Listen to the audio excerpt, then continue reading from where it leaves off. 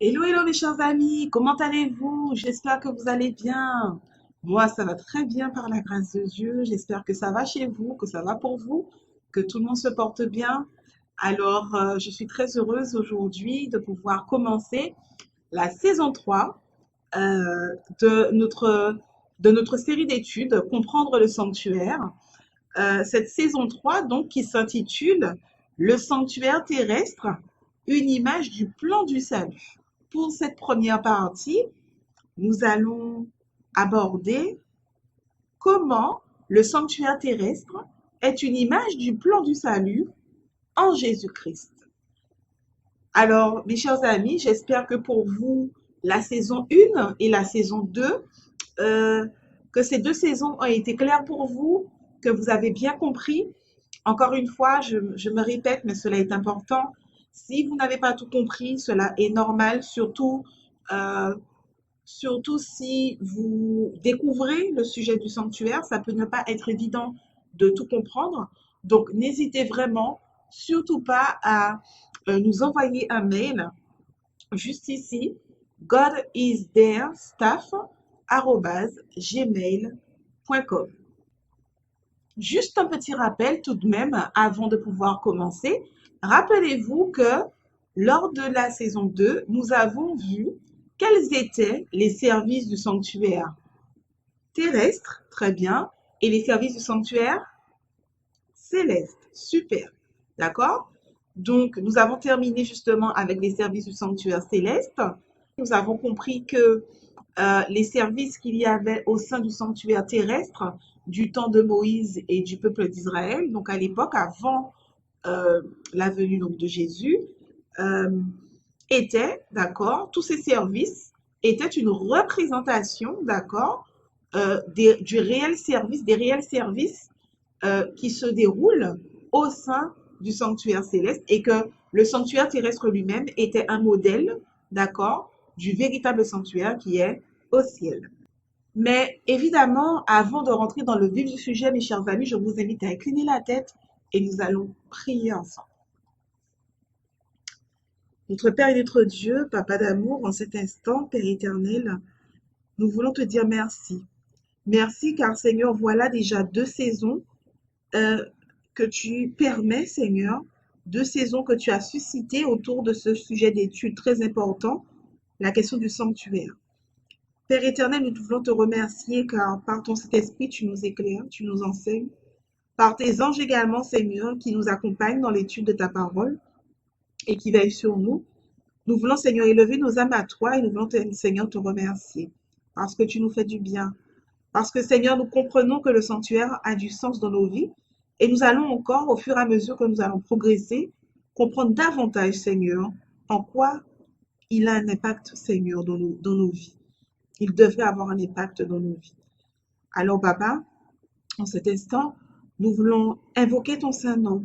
Je t'invoque sur moi, je t'invoque sur chaque personne qui va regarder, Seigneur, cette vidéo, qui va regarder, Seigneur, assister à ce sujet d'étude dans un cœur vraiment sincère de vouloir comprendre, de vouloir être à ton écoute, de vouloir se laisser diriger par toi.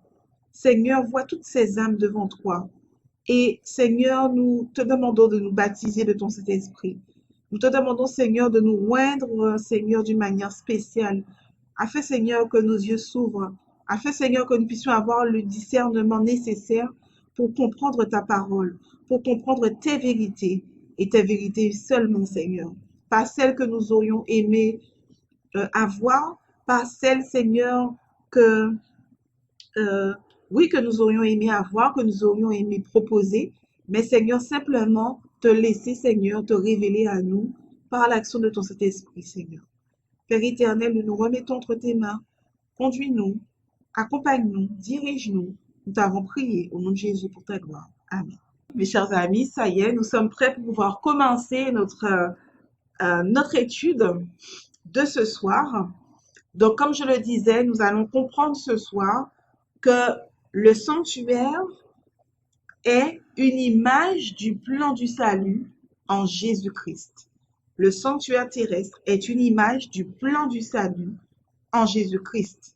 Rappelez-vous, nous avions dit lorsque nous avions lu les textes, notamment dans euh, le livre d'Exode, d'accord? Euh, Nous avions vu que Dieu va demander à Moïse de pouvoir réaliser un sanctuaire selon le modèle qui lui a été montré, d'accord? Et nous avons vu à quel point Dieu va dans les détails. Rappelez-vous, lorsque nous avons fait la description du sanctuaire, nous avons fait la description du parvis, la description de la porte d'entrée du sanctuaire, la description du lieu saint et la description du lieu très saint. Nous avons vu que le Seigneur n'a rien, absolument rien, laissé au hasard. Car Dieu est un Dieu perfectionniste. Il n'est même pas un Dieu perfectionniste, il est le Dieu de la perfection. Il est la perfection lui-même. Donc forcément, ce qu'il va proposer, ce qu'il va mettre en place est parfait. Et donc, il va aller jusque dans les moindres détails. Et nous avons compris, lorsque nous avons cheminé au fur et à mesure, que il n'y a aucun hasard et qu'il n'y avait rien, aucun détail qui n'était insignifiant ou qui était sans importance dans l'ensemble du sanctuaire et que tout outil, tout objet, tout outil, toute chose en fait avait un sens et avait une signification. Donc, premièrement, la base de notre étude de ce soir, c'est de comprendre que réellement, lorsque le Seigneur va donner ce modèle à Moïse à reproduire, le modèle du vrai sanctuaire qui est au ciel, eh bien, la base, mes chers amis, ce soir, c'est de comprendre que en donnant ce modèle du sanctuaire terrestre, Jésus, d'accord, voulait enseigner à son peuple les grandes vérités de la rédemption. Il voulait enseigner à son peuple, d'accord, à son peuple à l'époque, hein, le peuple juif, mais qui s'étend à nous, à chacun de nous, à tous ceux qui veulent comprendre, d'accord, aujourd'hui, euh, comment il a prévu de régler le problème. Déjà, comment il a prévu déjà, premièrement, de pouvoir sauver l'homme, de pouvoir sauver l'humanité qui l'acceptera, qui acceptera son sacrifice pour lui, à tous ceux qui euh, décideront effectivement d'accepter et de croire au sacrifice de Jésus. Donc, premièrement, il voulait montrer, voilà comment je prévois, d'accord, de sauver l'humanité. Parce que n'oublions pas que euh, cette révélation, en tout cas ce modèle a été donné à Moïse, cet ordre a été donné pardon, à Moïse des années, d'accord, avant, avant que Jésus ne vienne et ne naisse sur terre, d'accord. Donc vraiment, euh, on comprend donc que Jésus, que Dieu avait pour objectif, pardon, de pouvoir expliquer à son peuple, voilà, vous êtes un peuple, le peuple que j'ai choisi, non pas parce que vous êtes parfait, mais parce que j'ai besoin d'un peuple, effectivement, qui va pouvoir aller dans le champ, aller dans le monde et apporter la bonne nouvelle. J'ai besoin d'un peuple qui va me représenter, qui va porter la bonne nouvelle, en fait, du salut en Jésus. Mais pour que vous puissiez porter cette bonne nouvelle, il faut que vous puissiez comprendre quel est mon plan, en fait, pour l'humanité. Il faut que vous puissiez comprendre quel est mon plan pour les nations. Il faut que vous puissiez comprendre comment je vais régler véritablement le problème du péché. Donc, le péché est entré, pardon, dans l'univers par le biais de Lucifer.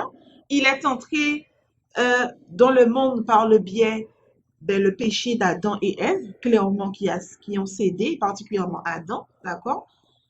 Et donc, en qui? En Adam, parce que Adam a péché, représentant de toute l'humanité, eh ben, c'est toute l'humanité qui a péché, malheureusement, en Adam, d'accord? Donc, Dieu veut leur dire, voilà, vous êtes ce peuple que j'ai choisi pour porter l'étendard de l'Éternel des armées, du Dieu d'Abraham, d'Isaac et de Jacob. Mais il faut que vous puissiez comprendre ce que vous allez annoncer aux autres. Il faut que vous puissiez comprendre d'abord comment je vais régler ce problème et comment je vais régler le problème de l'auteur du péché, c'est-à-dire de Satan lui-même. D'accord? Donc, chaque détail, et ça je l'avais déjà dit, rappelez-vous, chaque détail du sanctuaire représente une partie du plan du salut réalisé en Jésus-Christ. Alors, je vais reprendre mon petit schéma, rappelez-vous, hein. Le parvis représente une partie du plan du salut en Jésus. Le lieu saint, pardon, représente une partie du plan du salut en Jésus.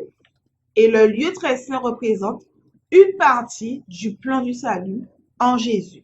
D'accord? Même la porte d'entrée représente aussi, hein, une partie du plan du salut en Jésus. Je vais vous inviter à lire avec moi Hébreux chapitre 7, versets 24 à 27.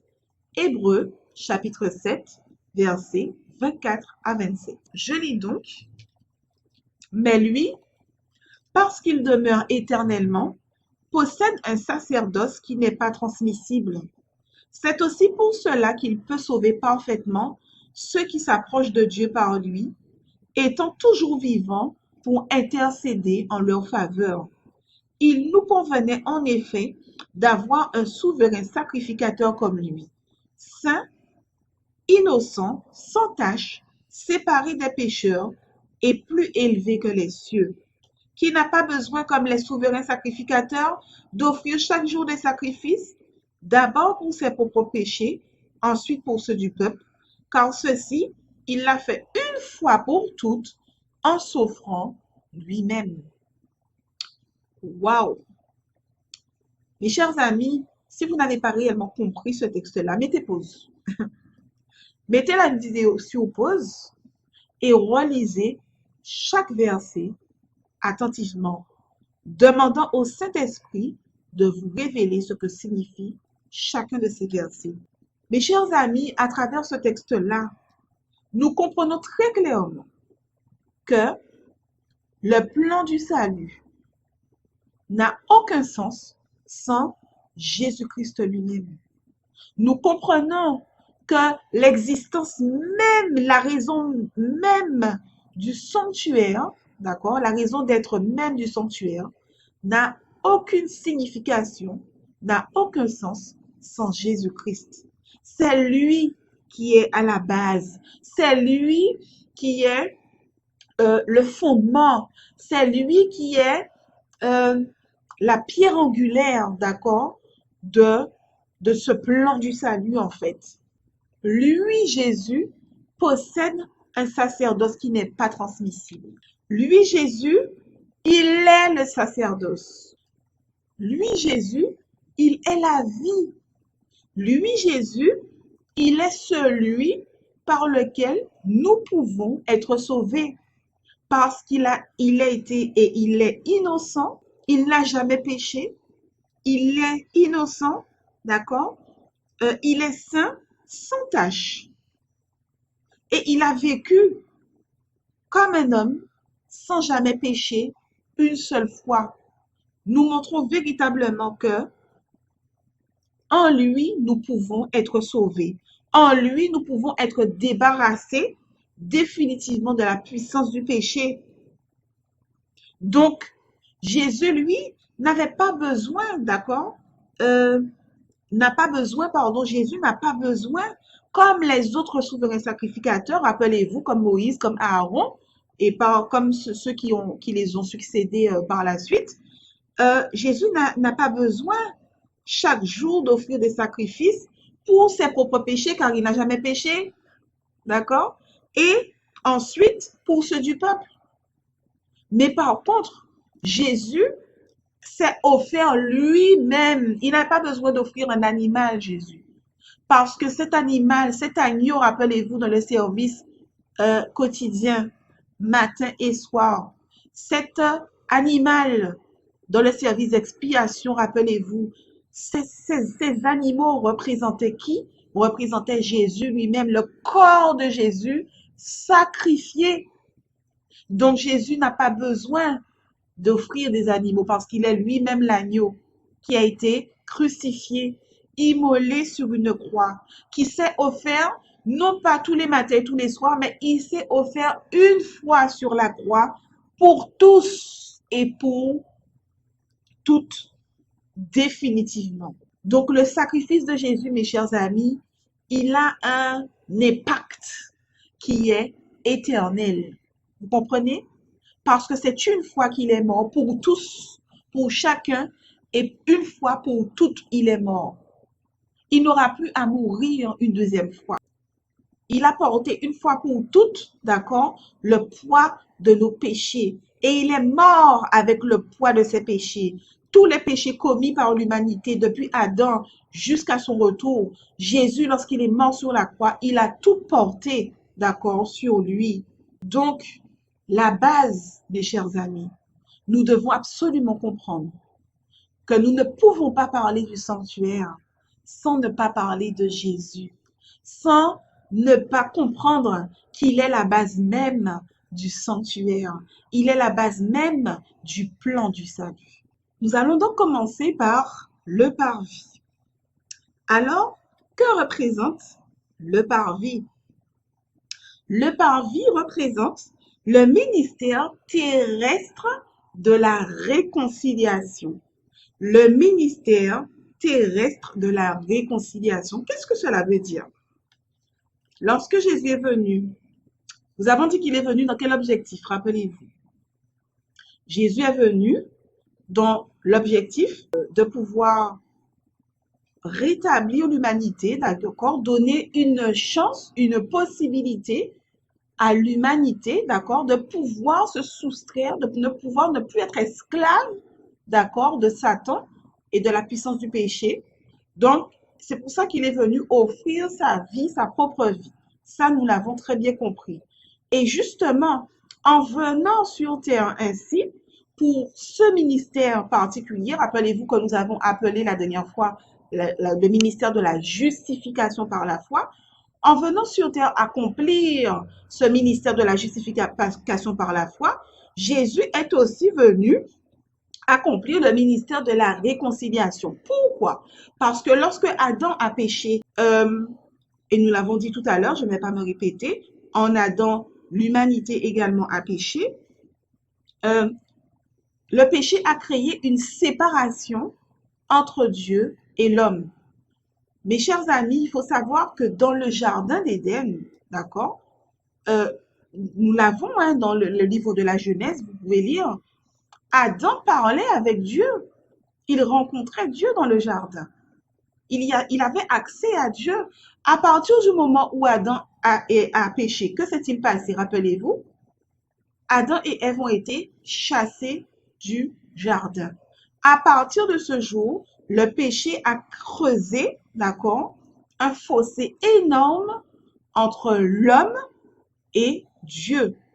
Il n'était plus possible pour Adam de pouvoir voir, discuter avec Dieu en face à face sans le risque d'être détruit, car le péché, d'accord, que la parole de Dieu appelle également l'iniquité, d'accord, ne peut pas coexister, avec la sainteté de Dieu.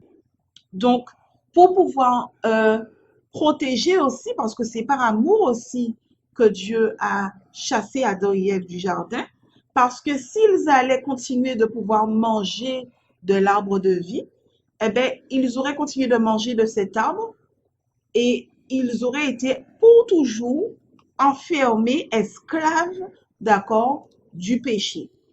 Donc, Dieu les a chassés du jardin pour deux raisons, d'accord, pour au moins deux raisons. La première, c'est que les empêcher de pouvoir manger de ce fruit et de vivre éternellement en tant que pécheurs, d'accord, sans possibilité de retrouver de nouveau Dieu, mais d'être définitivement pécheurs. Et deuxièmement, ben, parce que en étant pécheur, il n'était plus possible pour Adam de pouvoir communiquer, de pouvoir voir Dieu face à face, parce qu'il était désormais pécheur. Il était désormais soumis à l'iniquité et à la puissance du péché. Donc, c'est pour cela que des centaines d'années plus tard, mes chers amis, Jésus, lorsqu'il va venir sur terre, par tout ce qu'il va accomplir sur terre, par son sacrifice et sa résurrection, Il va venir réconcilier, je suis désolée, mais ça me remplit de joie, mes chers amis. Il va venir réconcilier l'humanité avec Dieu. L'humanité qui va accepter Jésus, qui va demander pardon à Jésus, qui va demander pardon à Dieu le Père, parce que c'est à Dieu le Père qu'on nous demande pardon en Jésus. Euh, L'humanité qui va demander pardon à Dieu pour ses fautes, reconnaître que oui, nous sommes pécheurs, que oui, nous avons fauté contre toi, que oui, lorsque nous naissons mauvais, nous naissons méchants, parce qu'un bébé, un enfant, un petit enfant, il a une tendance, d'accord, naturelle à faire le mal, à mentir. Pourquoi est-ce qu'un enfant ment? On ne sait pas. Il n'a pas forcément d'exemple de menteur autour de lui. Mais pourtant, il va avoir tendance à vouloir garder pour lui, d'accord? À ne pas vouloir partager, à ne pas vouloir, voilà. Donc, toutes ces choses, le péché est inscrit en lui, dans ses gènes, d'accord? Comme une descendance, d'accord? Cette filiation que nous avons par rapport à Adam. Mais mes chers amis, gloire soit rendue à Dieu. Jésus est venu pour mettre fin à tout cela. Jésus est venu pour nous racheter des griffes de l'ennemi. C'est ça qu'il est venu faire. Il est venu nous racheter des griffes de l'ennemi. Il est venu nous donner la possibilité en lui, en l'acceptant comme notre sauveur personnel, eh bien, la possibilité de parler de nouveau avec Dieu, de pouvoir communiquer avec lui par nos prières, de pouvoir lui ouvrir nos cœurs et d'être reçus par lui, d'être accueillis par lui. Parce que oui, nous allons le comprendre et nous l'avons vu justement dans la saison 2, que grâce à Jésus, nous avons ce médiateur, notre médiateur Jésus, grâce à qui nos prières parviennent à Dieu le Père. Et nous sommes pardonnés en Jésus par Dieu le Père. Alors oui, Jésus est venu réconcilier l'homme avec Dieu. Donc en résumé, le parvis représente le ministère de réconciliation en les mérites du Christ. Par l'incarnation, la mort et la résurrection de Christ, Dieu accomplit une rédemption parfaite. Cette partie du sanctuaire représente son pèlerinage sur terre, plus particulièrement sa mort sur la croix et sa résurrection. Lisons ensemble Ésaïe chapitre 53 verset 5. Ésaïe 53 verset 5. Mais il était blessé pour nos péchés, brisé pour nos iniquités. Le châtiment qui nous donne la paix est tombé sur lui, et c'est par ses meurtrissures que nous sommes guéris. Le Seigneur, en venant sur terre, il est venu nous guérir, mes chers amis. Comment pourrions-nous refuser? Comment pourrions-nous refuser le sacrifice de Jésus pour nous? Comment pourrions-nous refuser un si grand amour? Il est venu par ses propres mains. C'est lui qui a souffert. Et par ses souffrances à lui, il me permet à moi, Lisa, d'être guérie. Il te permet à toi, qui que tu sois qui me regarde aujourd'hui, d'être guéri. C'est pour toi qu'il a été blessé.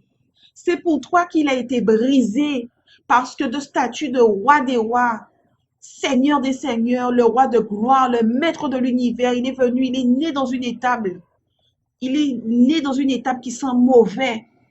Il a grandi dans la misère et dans la pauvreté. Il a été humilié, rejeté toute sa vie sur terre.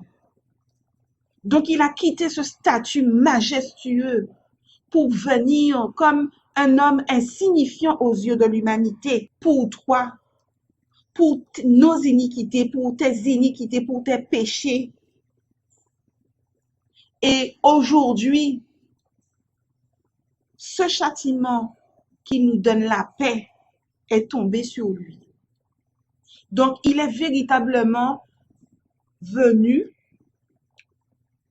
supporter, encaisser, être sacrifié pour ce que nous méritions. Le châtiment qu'il devait te revenir à toi, la culpabilité qui devait te revenir, la destruction qui devait te revenir. Jésus a tout subi pour te permettre d'être guéri, d'être sauvé, d'être restauré. Maintenant, parlons de la porte. Que représente la porte? Mes chers amis, nous allons lire Jean chapitre 10, verset 9. Jean chapitre 10, le verset 9. Je suis la porte. Si quelqu'un entre par moi, il sera sauvé. Il entrera et il sortira. Il trouvera des pâturages. Et oui, le Seigneur déclare lui-même, rappelez-vous, hein, sous le parvis, il y a la porte, hein?